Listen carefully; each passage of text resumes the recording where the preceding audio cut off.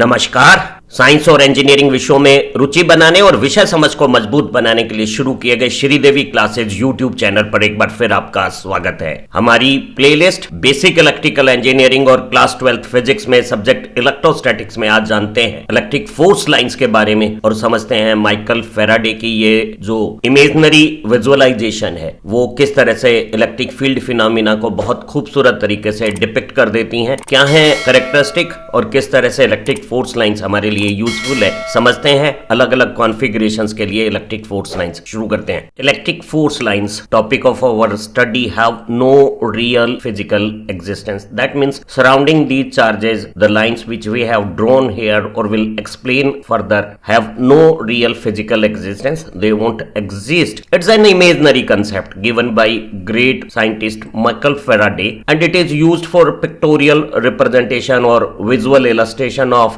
electric field phenomena which exist surrounding charge, and they can explain so many electric field experience very well and even help us in mathematical manipulation. So we also count these imaginary force lines as electric flux and use flux density to correlate electric field intensity. So this concept of electric force lines is very useful. Electric force lines can be straight lines or curved paths. If we place a stationary charge in electric field, these lines represent direction of force on that charge. So force lines is a straight or curved path along which a stationary charge experience force if placed in electric field. Tangent drawn on straight line is that straight line only, and on curved line it will deviate its directions, and such tangential direction on force lines represent direction of electric field at the point where tangent is drawn on force lines. And one important thing is that if force line is a straight line, then stationary charge have initial acceleration and velocity along force lines, and further acceleration in the same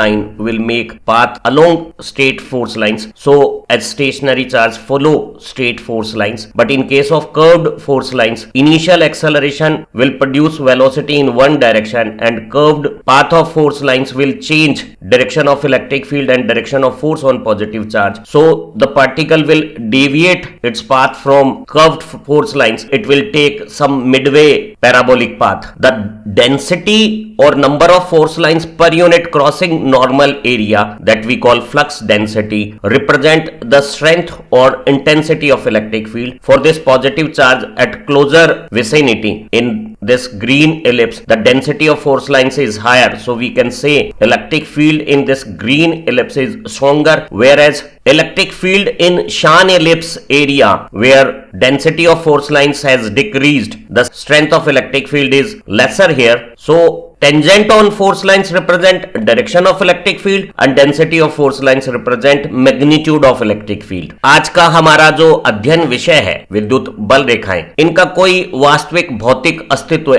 नहीं है। जैसे यहाँ इस चित्र में हमने धन और ऋण आवेशों के बीच में ये जो रेखाएं और मुड़े हुए पथ बनाए हैं जिन्हें हम बल रेखाएं कहेंगे और बहुत बड़ी समझ भी इनसे बनाएंगे, ये वस्तुतः इन चालकों के साथ जैसा हमने दर्शाया है वैसे उपस्थित नहीं है। ये एक काल्पनिक अवधारणा है जो एक बहुत बड़े वैज्ञानिक माइकल फेराडे ने विद्युत प्रभावों को चित्र रूप में दृश्य प्रभाव के साथ प्रकट करने के लिए इस्तेमाल की। और माइकल फेराडे ने न केवल इस कंसेप्ट को विद्युत घटनाओं को समझाने के लिए इस्तेमाल किया, हमने बाद में इन बल रेखाओं को गिनती करके विद्युत फ्लक्स की अवधारणा बनाई और फ्लक्स के घनत्व से विद्युत क्षेत्र की तीव्रता को संबंधित किया है। और हमारे लिए विद्युत घटनाक्रमों को समझने का ये एक बहुत सरल और बेहतर अनुभूति का रास्ता बन जाता है। विद्युत आवेशों से निर्मित विद्युत क्षेत्र में बल रेखाएं सीधी रेखाएं हो सकती हैं, वो वक्रीय पथ हो सकते हैं। अगर कोई स्थिर आवेश विद्युत क्षेत्र में रखा हुआ है तो ये बल रेखा उस स्थिर आवेश पे विद्युत क्षेत्र के कारण लगने वाले बल की दिशा बताती है। अर्थात बल रेखाएं एक विद्युत आवेश पे बल की रेखा है। बल रेखा पर किसी स्थान पर बनाया गया स्पर्शज्या टेंजेंट विद्युत क्षेत्र की उस स्थान पर दिशा बताता है। एक सीधी रेखा स्वयं पे टेंजेंशियल होती है, तो ये जो सीधी रेखा है वही विद्युत क्षेत्र की दिशा हो गई है। पर एक वक्रीय बल रेखा के पथ पे विद्युत क्षेत्र की तीव्रता की दिशा अलग अलग स्थानों पे स्पर्शज्या की दिशा बदलने पर दिशा बदलती है। यहाँ ये बात समझनी जरूरी है कि एक स्थिर आवेश जो विद्युत बल रेखा की दिशा में बल अनुभव करता है, अगर विद्युत बल रेखा सीधी रेखा में है तो प्रारंभिक बल से त्वरण और वेग के बाद आगामी बल और त्वरण भी उसी दिशा में होने पर एक स्थिर कण सीधी बल रेखा के अनुदिश गति करता है। लेकिन एक वक्रीय रेखा पर स्थिर आवेश पहली बार बल रेखा के अनुदिश बल पाकर त्वरित होता है और धनावेश जिस पथ पे वेग पा लेता है उससे अगर अलग पथ पे बल रेखा का विद्युत क्षेत्र की दिशा बनती है और बल की दिशा बनती है तो वेग और त्वरण में अंतर होने के कारण पथ बल रेखा से विचलित होकर कोई परवलय पथ प्राप्त कर लेगा। तो हमने देखा कि बल रेखाओं पर खींची गई स्पर्श या विद्युत क्षेत्र तीव्रता की दिशा बताती है, वहीं बल रेखाओं का जो घनत्व है, एकांक काट क्षेत्रफल को पार करती हुई बल रेखाओं की संख्या है, वो विद्युत क्षेत्र की तीव्रता को निरूपित करती है। इस आवेश के नजदीक यहाँ नीली इलिप्स के क्षेत्र में बल रेखाओं का घनत्व अधिक है, तो हम कह सकते हैं कि यहाँ विद्युत क्षेत्र की तीव्रता अधिक मान और विद्युत क्षेत्र मजबूत है। वहीं ये दूर मेजेंटा इलिप्स के स्थानों पर बल रेखाओं की घनत्व कम हो गया है, वो दूर दूर हो गई हैं, तो हम कह सकते हैं कि यहाँ विद्युत क्षेत्र की तीव्रता कम है। तो बल रेखाओं पर स्पर्श या विद्युत क्षेत्र की दिशा और बल रेखाओं का घनत्व विद्युत क्षेत्र की तीव्रता को निरूपित करता है। Some important properties of force lines are as follows.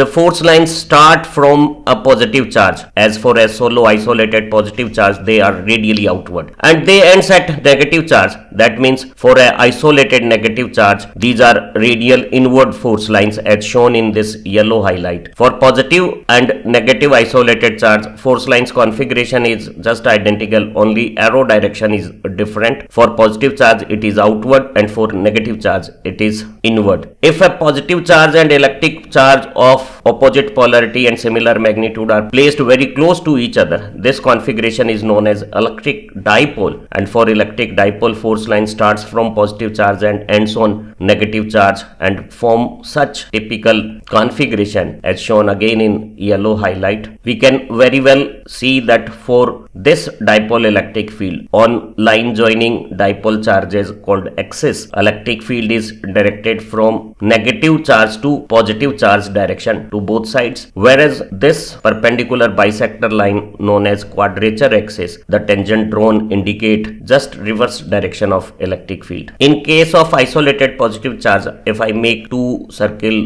of different radius, this magenta got certain radius and cyan circle got double radius, both will have same number of force lines crossing their surface area, but the surface area of cyan circle having double radius is 1/4 of magenta circle. So we found that density become 1/4. So as we move away from isolated positive or negative charge, the strength of electric field or density of force lines decreases as inverse of square distance, whereas in dipole case this force lines of positive charge divert toward negative charge, and we will find that variation of density is inverse of cube of the distance from center point, and it is become 1/8 for double distance. For uniform line charge, again electric force lines are radial outward just like that of isolated positive charge, but to have a difference, it is three-dimensional diversion, whereas for line charge it is planar diversion. That means as we move away from line charge, electric field intensity will decrease, but it is just inverse function of distance. That means at double distance it become half, whereas for isolated positive charge at double distance electric field intensity become 1/4. This is again a great example where a positive charged body is enclosed in a metallic shell, and this positive charge have outward radial electric field lines, and there will be induced charges on this metallic shell, and inner periphery negative charge will become end of force lines, and outer periphery induced positive charge become source of again force lines. So we have a picture of force lines without any force line in metallic body. If two like polarity charge are placed to each other, then we'll find that force lines distribution is as shown in this yellow highlight, and it is quite clear that like polarity force lines will try to repel each other. So it make a sense that like polarity charge will repel each other. As you see here in dipole case, it looks that force lines try to make two charge closer to each other or form a attractive force in opposite charge, and there is a repulsive force in like polarity charge. One more interesting fact is in this blue ellipse area, the density of force lines become 0. So it become a electric neutrality position and will find that on two like polarity charge on joining line at one position resultant electric field becomes zero। विद्युत बल रेखाओं के महत्वपूर्ण गुणों को निम्नानुसार समझा जा सकता है। सभी विद्युत बल रेखाएं धनावेश से शुरू होती है और ऋणावेश पे खत्म होती है। यहाँ एक विलगित धन आवेश की विद्युत बल रेखाएं त्रिज्यीय बाहर की ओर चित्रित है, उसी तरह से एक विलगित ऋण आवेश की बल रेखाएं भी त्रिज्यीय अंदर की ओर हैं। धन और ऋण दोनों आवेशों की विद्युत बल रेखाओं का निरूपण लगभग एक जैसा है, सिर्फ बल रेखाओं की दिशा धनावेश में त्रिज्यीय बाहर की तरफ और ऋणावेश में त्रिज्यीय अंदर की तरफ है। अगर एक धनावेश और ऋणावेश नजदीक दूरियों पे समान मान के साथ रखे हों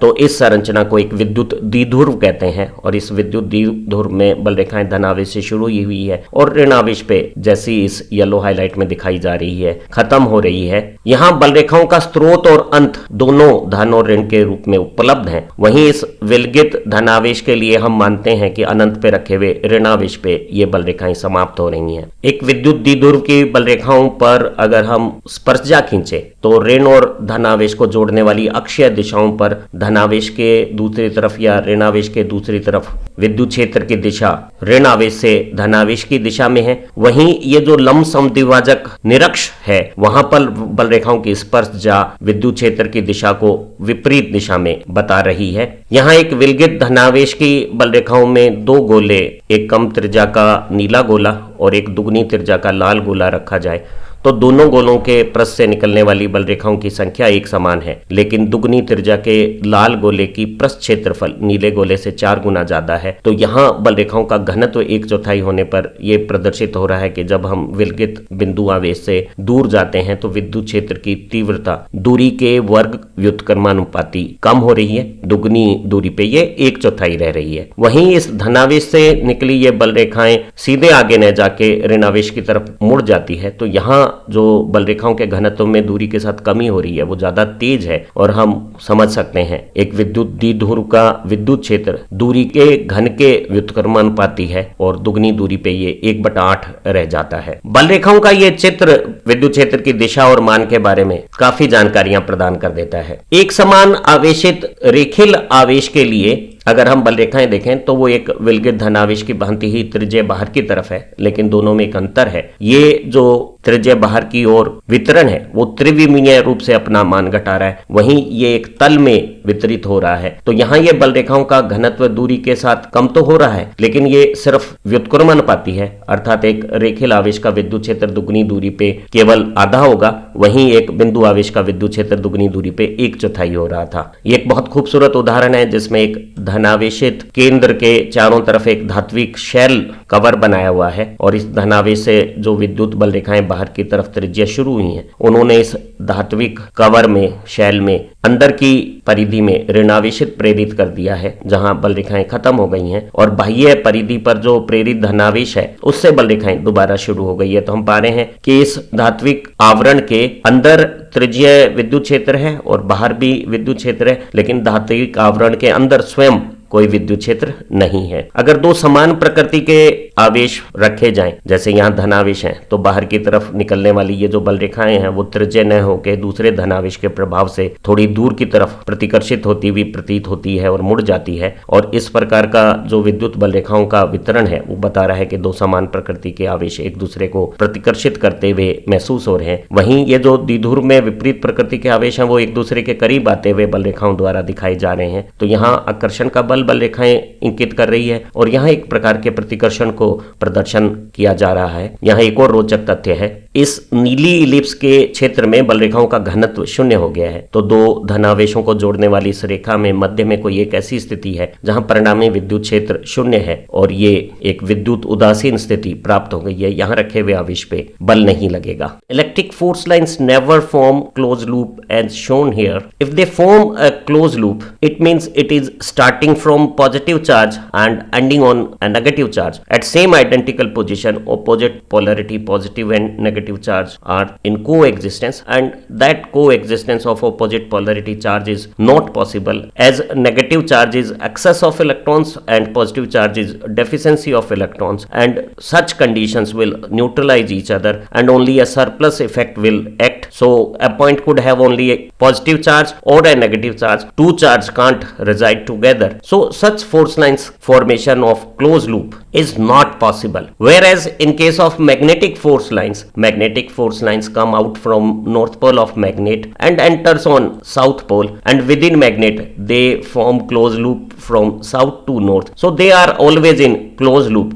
because this north and south always exist in a pair. If we break this magnet to any smaller size, we found that a pair of north and south polarity will coexist in every tiny magnet. So as they two can't separate, north and south pole can't separate each other, so magnetic force lines are always in closed loop formation and two opposite polarity charge can't coexist. So electric force lines are never in closed loop. विद्युत बल रेखाएं कभी भी इस प्रकार के बंद पाश नहीं बनाती हैं। अगर एक विद्युत बल रेखा बंद पाश बना रही है तो इसका अर्थ है कि वो एक धनावेश से शुरू हो रही है और उसी स्थान पर एक ऋण आवेश पर बंद हो रही है, तो एक ही स्थान पे विपरीत प्रकृति के धन और ऋण एक साथ सह अस्तित्व रख रहे हैं, जो संभव नहीं है क्योंकि एक ही स्थान पे इलेक्ट्रॉन का आधिक्य या कमी दोनों एक साथ नहीं रह सकती। जो संतुलन के बाद शुद्ध प्रभाव होगा वो ही एकमात्र प्रभाव रहेगा। तो धन और ऋण आवेश एक साथ एक ही बिंदु पे सह अस्तित्व नहीं रखते, अतः विद्युत बल रेखाएं कभी भी बंद पाश नहीं बनाती है। वहीं एक चुंबक से बनने वाला या विद्युत धारा से बनने वाला चुंबकीय क्षेत्र की बल रेखाएं सदैव बंद पाश बनाती है। वो एक चुंबक के उत्तरी ध्रुव से बाहर निकलती है और दक्षिणी ध्रुव से अंदर आते हुए चुंबक के अंदर दक्षिण से उत्तर की तरफ जाते हुए एक बंद पाश बना लेती है। और ये इसलिए संभव है क्योंकि चुंबक में उत्तरी ध्रुव और दक्षिणी ध्रुव सदैव एक जोड़े के रूप में रहते हैं। चाहे चुंबक का कोई भी छोटा अंश बना लें, ये उत्तरी और दक्षिणी ध्रुव का जो जोड़ा है वो उस छोटे से अंश में भी एक साथ सह अस्तित्व में रहेगा, क्योंकि ये दोनों ध्रुव चुंबकीय एक साथ रहते हैं। इसलिए चुंबकीय बल रेखाएं हमेशा बंद पाश में होती हैं और विद्युत आवेश एक साथ नहीं रहते, इसलिए विद्युत बल रेखाएं कभी भी बंद पाश नहीं बनाती है। Tangent drawn on force lines represent direction of electric field and for a curved force lines direction of electric field variation would be indicated by curvature of force lines, whereas for straight force lines the tangential direction and straight line would be the same, so electric field will be along that straight line. In case of straight force lines, that of isolated positive charge or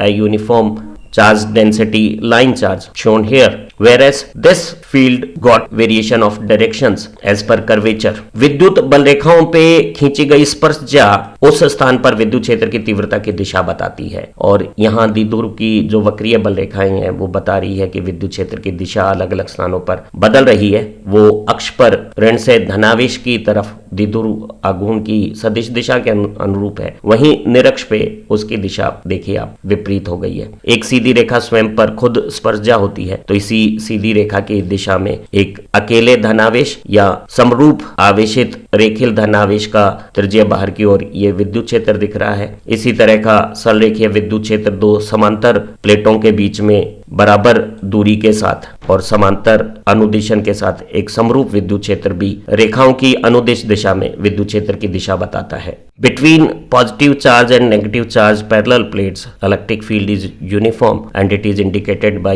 parallel equidistant lines as shown here. But if electric field is not uniform and force lines are not parallel, even in that two force lines never cut each other, because as they cut at a point, the two tangent drawn at that cutting point indicate two different direction of electric field. As per uniqueness theorem, one point can't have two direction of electric field at one time instant. So if this two electric field direction of a point is not possible, then two curved force lines never intersect each other. तो आवेशित समांतर प्लेटों के बीच में धन से ऋण की दिशा में जो विद्युत क्षेत्र बनता है उसे हम समरूप विद्युत क्षेत्र कहते हैं, और ये समरूप विद्युत क्षेत्र समांतर और बराबर दूरियों पर स्थित बल रेखाओं से, जैसा यहाँ चित्र में दिखाया हुआ है, प्रदर्शित है। बल रेखाएं एक समरूप विद्युत क्षेत्र में समांतर हो सकती हैं। अगर वो असमरूप विद्युत क्षेत्र में समांतर नहीं है तब भी वो किसी एक स्थान पर काटेंगी नहीं, क्योंकि अगर वो काटती हैं तो कटान बिंदु पर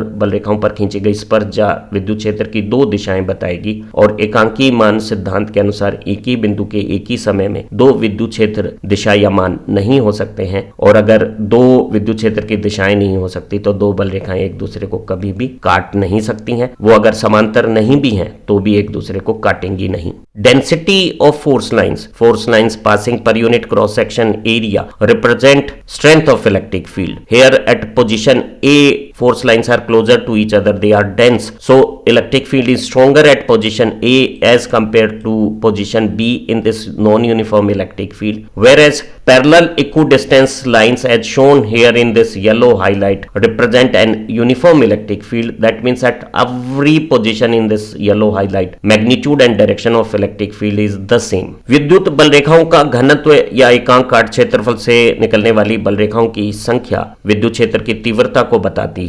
यहाँ ए स्थिति पे बल रेखाएं आपस में नजदीक हैं, घनत्व अधिक है, तो वो बता रही है कि ए बिंदु पर विद्युत क्षेत्र की तीव्रता अधिक है, और बी पे जब विद्युत क्षेत्र की बल रेखाएं बिखर गई हैं, घनत्व कम हो गया, तो हम कह सकते हैं कि विद्युत क्षेत्र की तीव्रता भी कम हो गई है। वहीं दो समांतर प्लेटों के बीच में जो इस तरह से एक ही दिशा में समांतर बराबर दूरियों की बल रेखाएं हैं, वो एक समरूप विद्युत क्षेत्र की रचना कर रही है, जो बता रहा है कि इस पीली हाईलाइट के समस्त क्षेत्र में सभी स्थानों पर विद्युत क्षेत्र की मान और दिशा एक समान है। Behavior of conductor is very significant in electric field, and electric force lines are always normal to any conductor surface, whether it is flat or spherical or any irregular shape, and it is so as we can't have any component of electric field along surface. If there exists any component along surface, it will start drifting source charges, and in electrostatic source charge movement is not allowed. Electrostatic is study of static condition charge field effects. So electric field is always normal to spherical or flat surfaces, as here these radial lines by position of nearby conductor section get deviated, and again on the surface they are normal at entry and exit level, and they are also normal to spherical surface, and the same situation exists in this spherical shape at both positions. Electric field is normal to the surface because there should not be any component of electric field along surface. विद्युत क्षेत्र में चालक आकृतियों का व्यवहार समझना जरूरी है। सभी चालक पृष्ठों पे विद्युत बल रेखाएं पृष्ठ के अभिलंब और केवल बाहर की स्थितियों पे होगी। अगर ये धनावेशित गोला है तो यहाँ त्रिज्यीय बाहर की ओर जो बल रेखाएं निकल रही है वो समीप की दूसरी स्थितियों से प्रभावित होकर कुछ डेविएट हो गई हैं, और पास में रखा हुआ ये जो आयताकार धात्विक पृष्ठ है, इसके पृष्ठ पे भी यहाँ जो प्रेरित ऋणावेश है वहां पर बल रेखाएं अभिलंब है, और दूसरी तरफ जो प्रेरित धनावेश है वहां से निकलने वाली बल रेखाएं भी पृष्ठ के अभिलंब है। जैसा कि यहाँ इस गोलीय पृष्ठ पे भी आप देख रहे होंगे कि ऋण प्रेरित आवेश पे खत्म होने वाली बल रेखाएं या धन प्रेरित आवेश की इस बाह्य सतह से बाहर निकलने वाली बल रेखाएं केवल सतह के अभिलंब है, और ये इसलिए जरूरी है क्योंकि विद्युत क्षेत्र का पृष्ठ के अनुदिश कोई घटक नहीं होना चाहिए, क्योंकि अगर कोई ऐसा घटक होगा तो वो यहाँ मुक्त इलेक्ट्रॉनों को अपवाह करके गति प्रदान कर देगा, और स्थिर वैद्युतिकी में स्थिरोतावेश की गति वर्जित है। ये केवल स्थिर अवस्था के आवेशों का विद्युत प्रभाव है और यहाँ आवेश गति नहीं कर सकते हैं। तो ऐसी स्थिति में स्थिर वैद्युतिकी में रखा हुआ चालक हमेशा पृष्ठ पर जो बल रेखाएं रखेगा वो पृष्ठ के अभिलंब होगी। Another interesting phenomena about conductor bodies is that there will be no force lines inside a conductor body. Here I got a positive charge on rectangle conductor, and it will produce normal outward force lines, and there exists a semicircle conductor body in this electric field, and this conductor have induced negative charge on one side surface and positive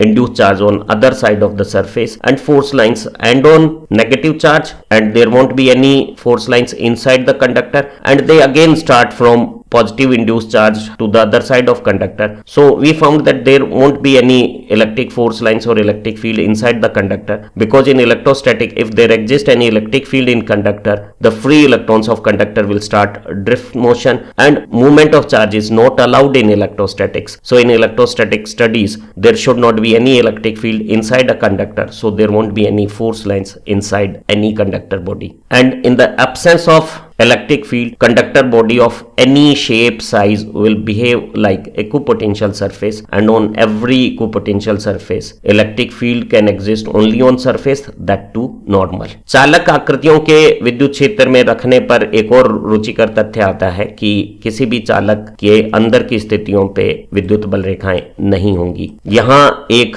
आयताकार धनावेशित पृष्ठ से पृष्ठ के अभिलंब जो बल रेखाएं शुरू हुई है वो एक अर्धगोलाकार चालक की उपस्थिति जो विद्युत क्षेत्र में हो रही है उससे डेविएट हो गई है और सतह पे अभिलंब यहाँ ऋण प्रेरित आवेश पे बल रेखाएं समाप्त हो गई है और दूसरी तरफ जो धन प्रेरित आवेश है वहां से बल रेखाएं वापस शुरू हो गई हैं। ये न केवल पृष्ठ पे अभिलंब है, पृष्ठ के अंदर चालक के अंदर विद्युत बल रेखाएं उपस्थित नहीं है और ये इसलिए है अगर चालक के अंदर या पृष्ठ में सतह के अनुदिश कोई विद्युत क्षेत्र होता तो वो मुक्त इलेक्ट्रॉनों को गति प्रदान कर देता और स्थिर वैद्युतिकी के अध्ययन में स्रोत आवेशों का गति करना वर्जित है। तो ऐसी स्थितियों में स्थिर वैद्युत क्षेत्र में रखे हुए चालक आकृति में अंदर विद्युत क्षेत्र नहीं होगा, सतह के अनुदिश भी कोई विद्युत क्षेत्र नहीं होगा और सतह पे अगर कोई विद्युत क्षेत्र का घटक बाहर होगा तो वो केवल सतह के अभिलंब होगा, ताकि ऐसे चालक पृष्ठ सदैव एक समविभव पृष्ठ की भांति, चाहे उनका आकार आकृति कैसी भी क्यों ना हो, जैसा व्यवहार करें